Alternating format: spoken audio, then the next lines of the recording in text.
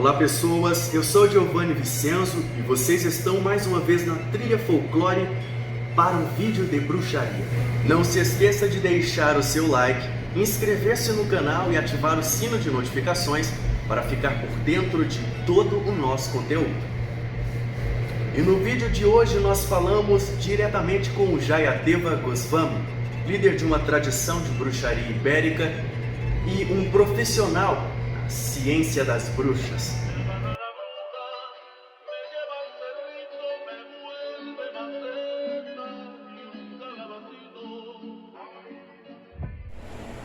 Olá, gente.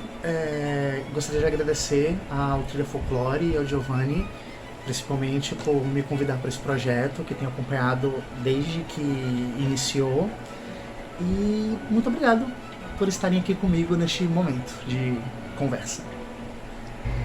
Jayadeva, para iniciarmos, parece uma pergunta muito simples, mas é uma das questões mais solicitadas pelos nossos seguidores. Em sua perspectiva e experiência, com base em toda a sua jornada, para você, o que é bruxaria? Essa é uma pergunta bem difícil de contextualizar e de a gente conseguir uma resposta que seja satisfatória, não pela complexidade da pergunta ou pela dificuldade de se entender o que é uma determinada bruxaria, mas exatamente pela diversidade de bruxarias ou daquilo que a gente compreende hoje como formas de bruxaria. A gente precisa entender que bruxaria é um fenômeno espiritual, cultural, mágico, religioso, com uma vastidão de locais e de tempo muito grande e muito diverso. Dentro da minha experiência e da minha compreensão e da compreensão de minha tradição, bruxaria é essa arte e esse ofício da comunhão real com o mundo, os seus espíritos, deuses, daimons. É uma interação contínua entre esse indivíduo, que é o bruxo, e como ele navega pela própria realidade profunda das coisas e dos eventos. E por esse navegar profundo e por essa comunhão profunda com seres e com momentos que o ofício nasce. É o ofício da interação, da comunhão com esses seres. Você poderia nos dizer quais as origens da bruxaria ibérica e quais são os principais equívocos difundidos sobre ela e sobre o tema bruxaria no geral, sua opinião? Minha tradição, meu caminho, né, é a tradição ibérica de bruxaria. Como o nome já indica, é uma tradição de bruxaria que vem de Portugal, vem dessa região da Ibéria e se desenvolveu com os anos nesse local, né? Com essas múltiplas influências culturais muito distintas e muito próprias da região, que sempre foi esse caldeirão de povos muito diversos, desde antes da invasão romana já era esse fervilhar de interações culturais. E é exatamente nisso que a gente tem a primeira questão de uma falta de compreensão que as pessoas talvez tenham sobre a bruxaria no geral. Nomes de tradições, eles apontam o que diferencia esses dois caminhos, esses três caminhos hipotéticos de bruxaria, e quando eles são algo a mais, o que a gente pode diferenciar eles? O que torna eles individual, único, dentro dessa diversidade de bruxarias que existe, né? E daí que surgem termos mais classificatórios do que revelando algo a mais, como bruxaria moderna ou bruxaria tradicional, bruxaria ibérica, bruxaria italiana, bruxaria romena, bruxaria inglesa.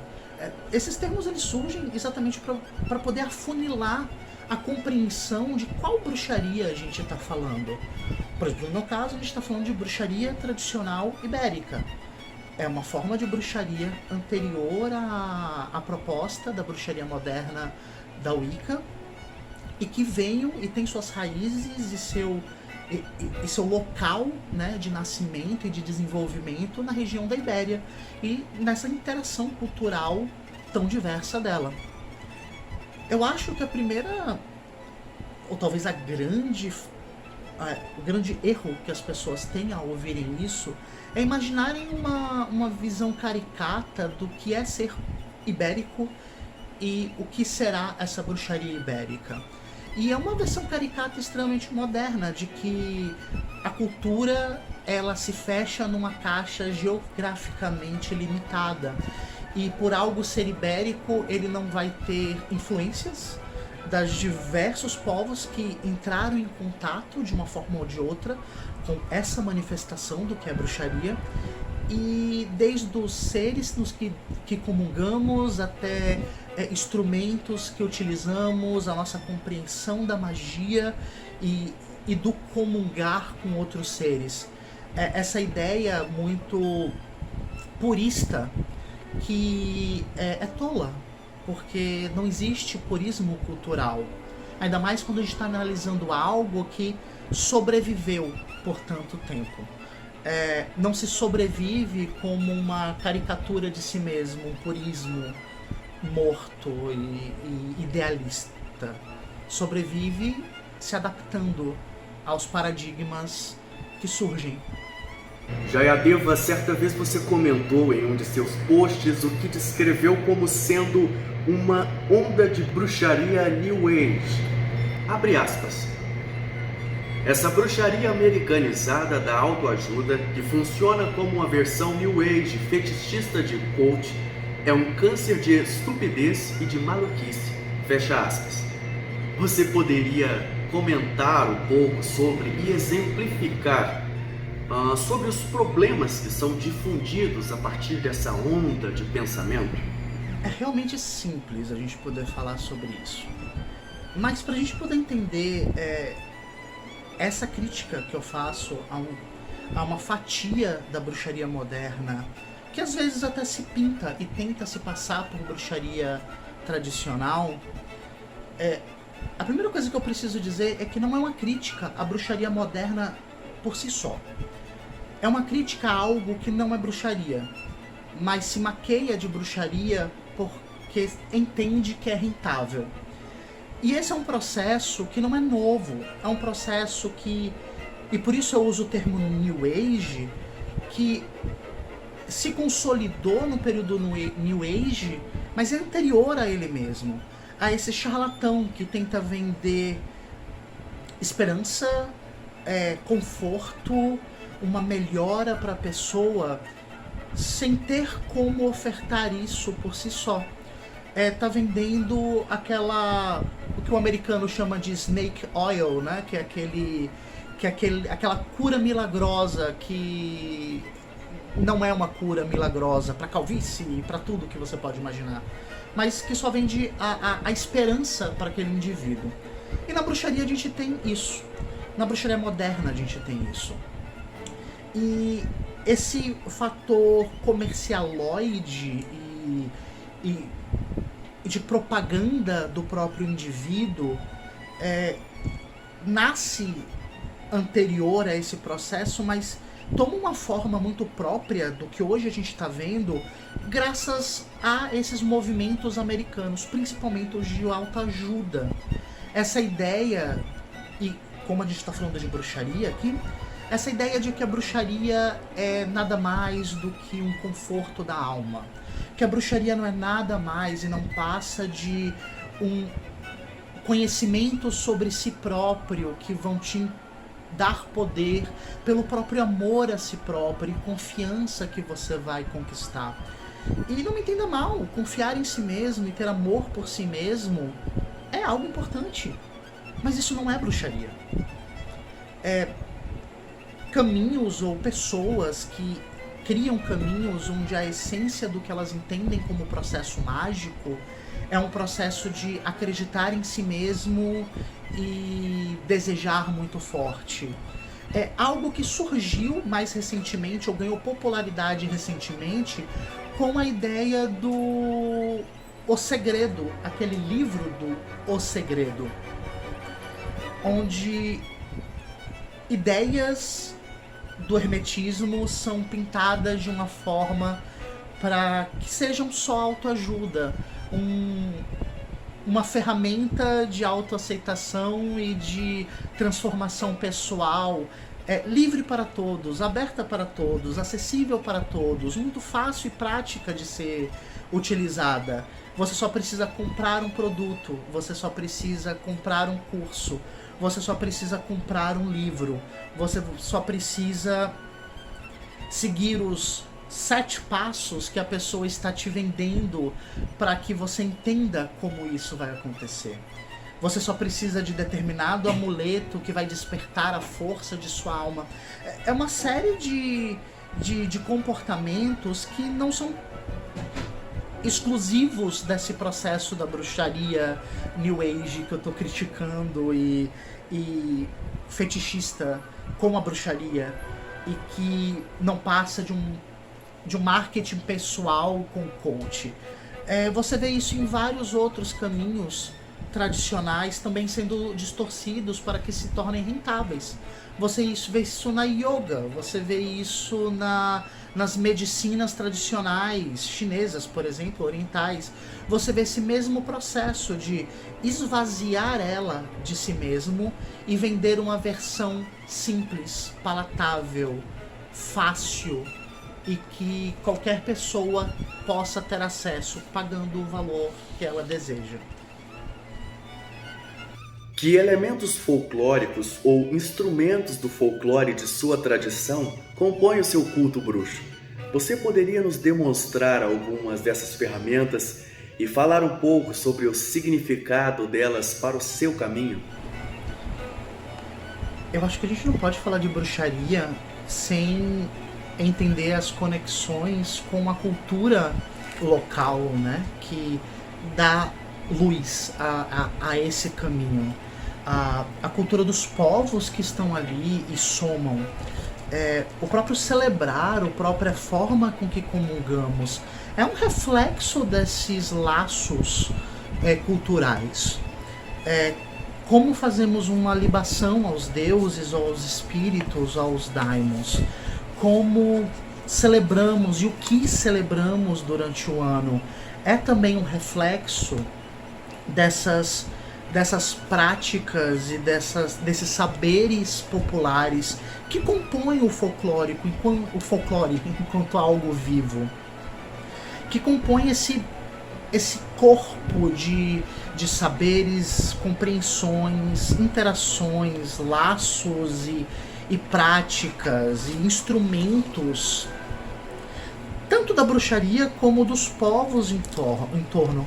E é importante a gente fazer essa diferença, porque nem toda prática de magia popular é necessariamente bruxaria. Mas a bruxaria bebe, pois nasce também desses processos, exatamente dessas formas de compreensão da magia daquele povo. É mais do que uma prática, né? É uma cosmovisão de um determinado povo. É como eles veem e interpretam e interagem com a realidade. Então, o que celebramos durante o ano, essas celebrações sazonais e as celebrações que existem entre a sazonalidade, são reflexo dessas interações múltiplas de povos em épocas diferentes, somando a bruxaria ibérica. Ferramentas nossas que têm as mais diversas origens.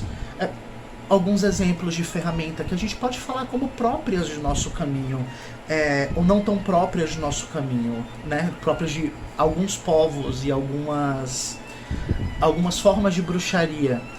A gente tem um açoite como um item de purificação, um item de limpeza do ambiente, de pessoas, de espaços, um item de exorcismo, e que a prática pode ser muito bem traçada, as práticas romanas em torno do açoite.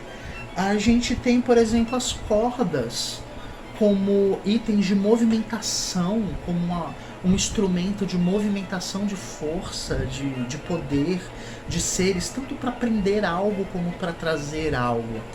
A gente tem aqui atrás, por exemplo, de mim, algumas forquilhas. Tanto a forquilha mais popular, digamos assim, no imaginário da bruxaria europeia, essa forquilha grande com o crânio de um animal entronado, onde essa chama queima, onde em si é um altar e um instrumento, como essas forquilhas pequenas, essas forquilhas de mão, tanto de bênção como de maldição, como para limpeza ou para trazer algo para a vida do indivíduo. Essas mãos dos mortos poderosos do nosso caminho que estão ao nosso lado nos auxiliando. Ou itens extremamente comuns como o chifre ou a taça para libação. E diversos outros itens como facas, punhais, foices, agulhas, adagas. Há uma série de instrumentos que têm seus laços nas práticas dos povos da onde a bruxaria foi se desenvolvendo. E é algo que eu aprendi com o meu iniciador e com o iniciador dele, que a faca é a mesma faca do sacrifício, é a mesma faca utilizada pelo bruxo para cortar as ervas ou cortar um animal para um sacrifício, para cortar os laços de alguém ou para cortar um espírito desagregante que esteja fazendo algo contra. A taça que você brinda no momento de felicidade é a mesma taça que você brinda com os deuses num momento de felicidade, num momento de comunhão. Os itens, esses itens mágicos, e eu acho que é uma diferença muito saudável, na minha opinião, do meu caminho, eles não estão protegidos do uso cotidiano pelo bruxo, pois eles são itens da própria vida do bruxo. Porque o bruxo, ele não é só um bruxo naquele momento do rito, naquele momento do feitiço, naquele momento que ele vai até um altar, vai até uma clareira, vai até um local ermo para fazer algo. Ele acorda um bruxo, ele toma café da manhã um bruxo, ele toma um banho um bruxo, ele sai para comprar pão enquanto um bruxo. Então, ele não para de vivenciar a bruxaria e vivenciar a profundidade do mundo e da comunhão com essa tessitura da realidade enquanto ele está fazendo coisas do seu cotidiano. Então, os itens do cotidiano também são instrumentos. Não necessariamente mágicos, mas instrumentos para o ato da bruxaria, que é o ato de viver para quem é um bruxo. Já e a outra pergunta que é bastante solicitada por nossos seguidores e pelos amigos que nos acompanham é sobre a sua visão acerca do diabo como um bruxo tradicional, de um caminho espiritual que lida também com essa simbologia, com essa força, com este espírito. Que significados você atribui ao diabo e o que ele representa dentro do seu caminho? Você pode nos contar alguma experiência sobre? Quando a gente para pensar no nosso caminho, nessa figura do diabo ou nessa compreensão do diabo, ela foge dessa ideia de um ser específico que é esse mestre da bruxaria, esse iniciador da bruxaria, ou essa figura que é o deus das bruxas, como outros caminhos fazem. Para nós, o diabo acaba se tornando muito mais um posto, um título.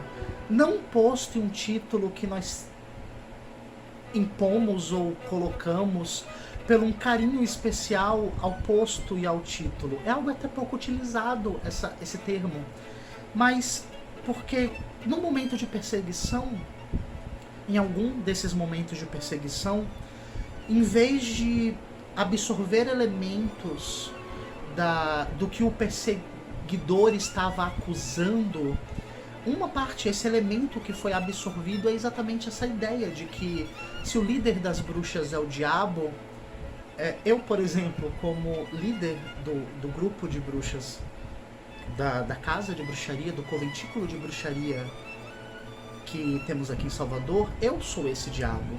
Uma divindade que está sendo invocada é esse diabo, é um diabo. Não porque ele é esse ser de liberdade que alguns caminhos compreendem como o diabo, ou um ser maligno e de controle que cristãos muitas vezes compreendem ele, mas como um título. Se nós somos o seu inimigo, se nós somos aquele que você está combatendo e perseguindo, e o líder desses seres que você tenta exterminar é o diabo, então que eu seja o diabo, que as divindades que eu invoco no círculo e que comungam da minha taça e que comem do meu pão, eles sejam o diabo. Eles sejam essa figura que você teme, que eu seja essa figura que você teme. Então, pra gente, o diabo é muito mais essa compreensão de si mesmo e da divindade dentro desse papel social que deu à luz a bruxaria. E eu quero deixar claro aqui que, da nossa compreensão, a própria perseguição cristã, desde a primeira perseguição cristã a religiões não cristãs, até que se tornou a práticas mágicas e heresias e a bruxaria, todo o processo persecutório dá à luz a bruxaria.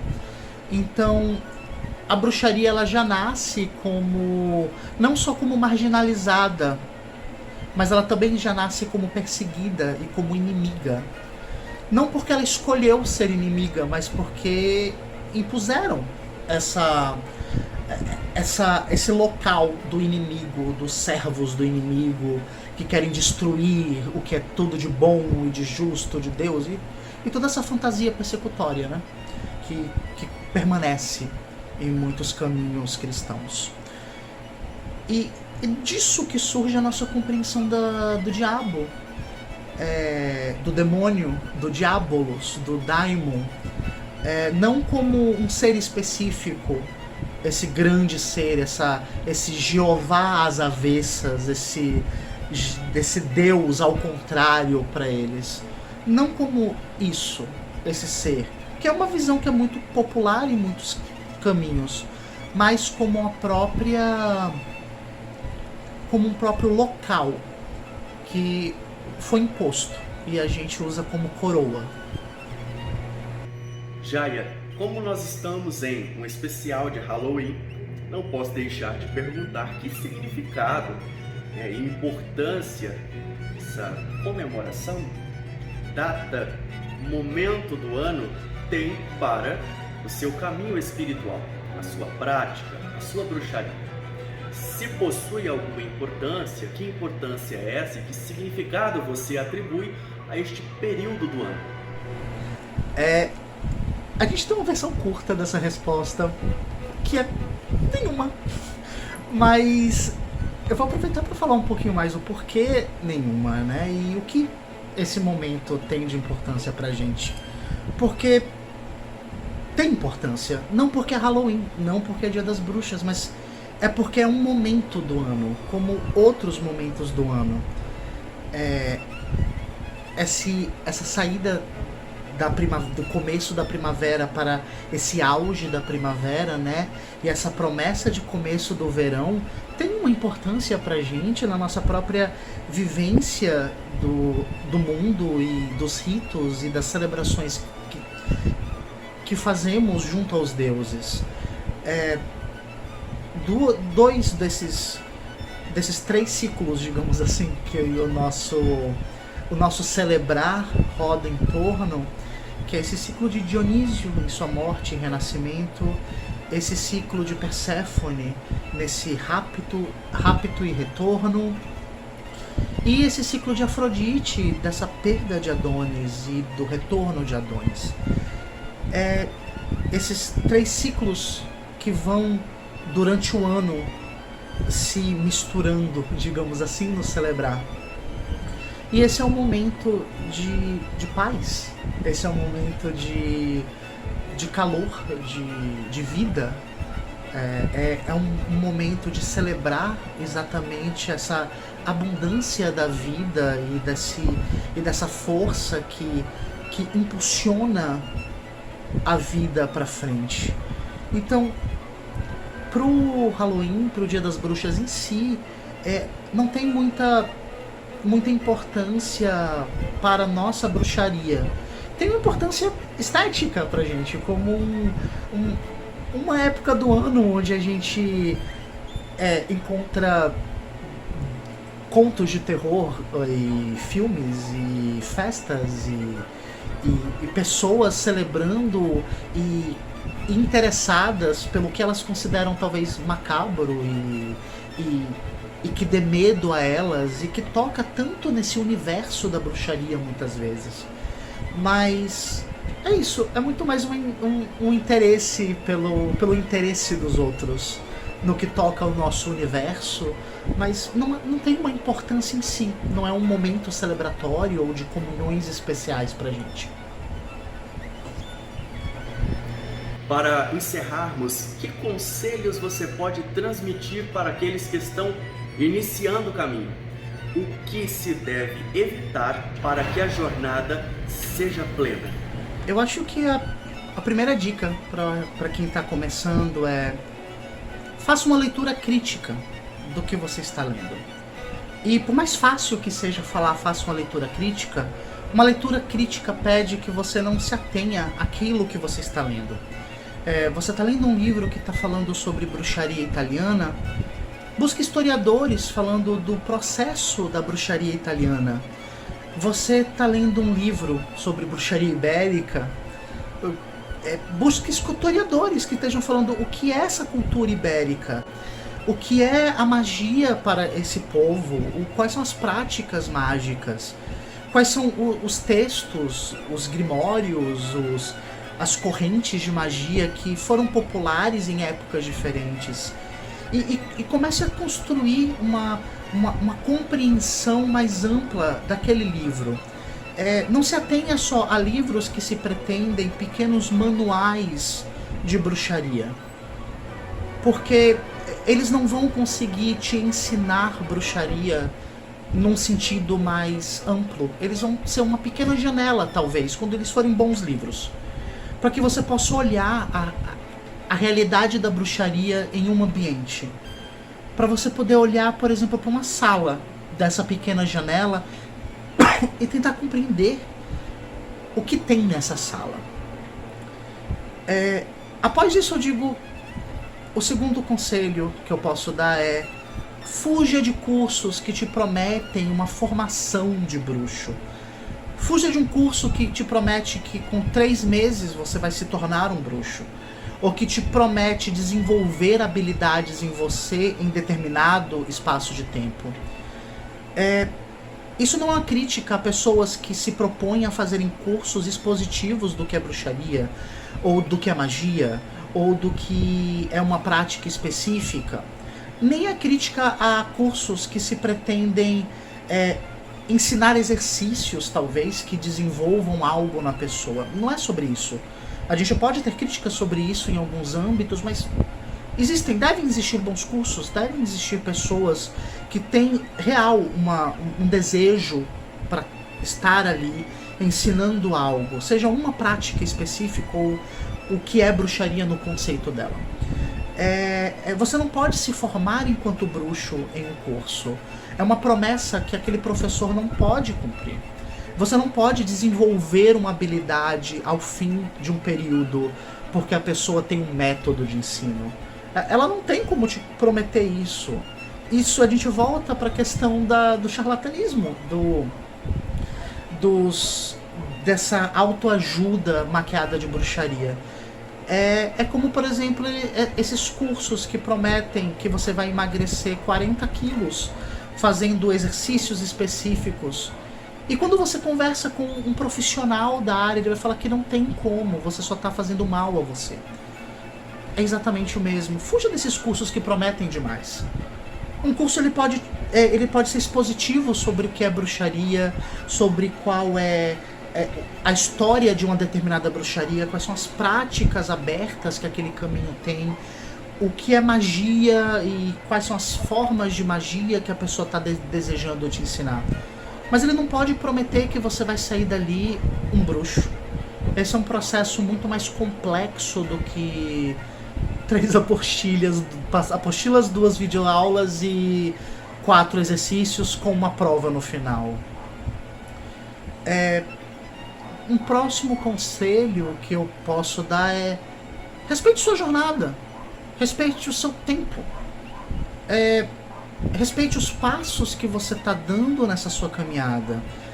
Se você deseja realmente ser um bruxo e está em processo, seja de procurar alguém para te ensinar, um caminho para você trilhar, ou você está começando a estudar em casa e está tentando ainda entender se você quer seguir um caminho, se você quer pleitear treino com um bruxo que você conhece e respeita, respeite seu momento.